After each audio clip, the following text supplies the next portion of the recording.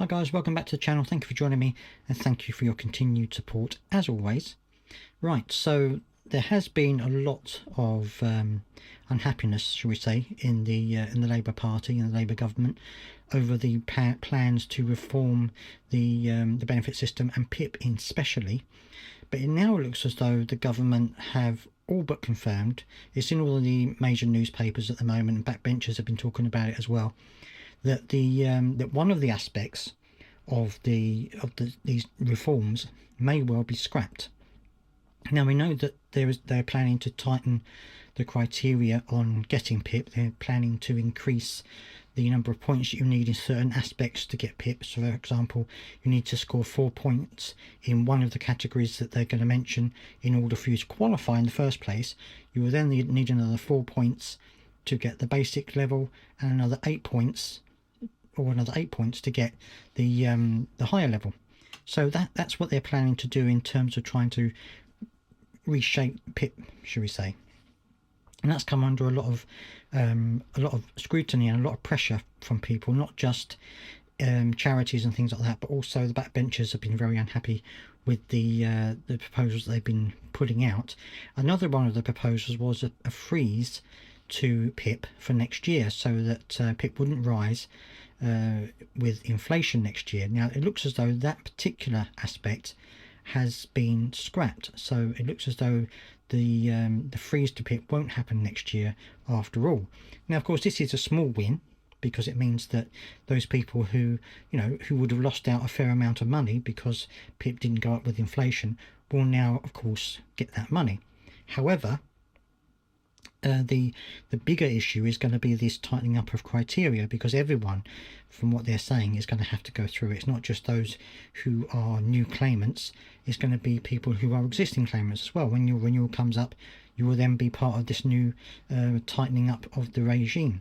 So that's for me would be a more concerning situation than the freeze on the PIP. Obviously freezing the PIP would affect a lot of people, but that would be something that could possibly be managed. But trying to change the rules to actually stop people getting PIP in the first place, that's to me is a far more worrying scenario.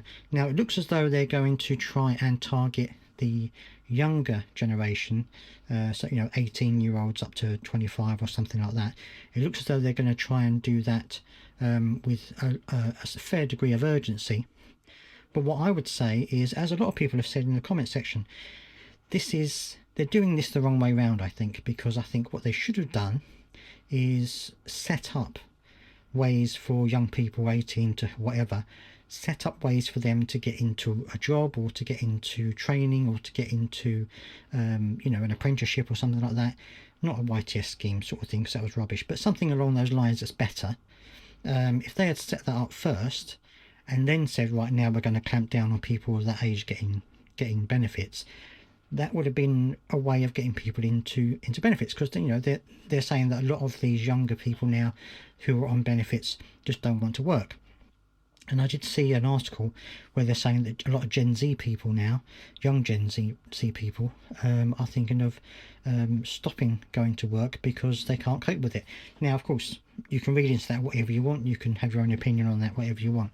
But if their aim is to get people who can work, younger people who can work, into work or into training, then really they should be setting that up first before they then start to try and push them forward.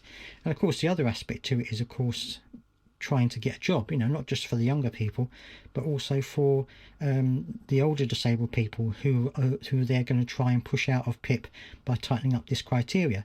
You've still got to find a job from somewhere, and I've read recently WH Smiths are planning on letting their high street shops go because they're not profitable. Poundland has said that they're going to be offloading their high street shops because they're not profitable.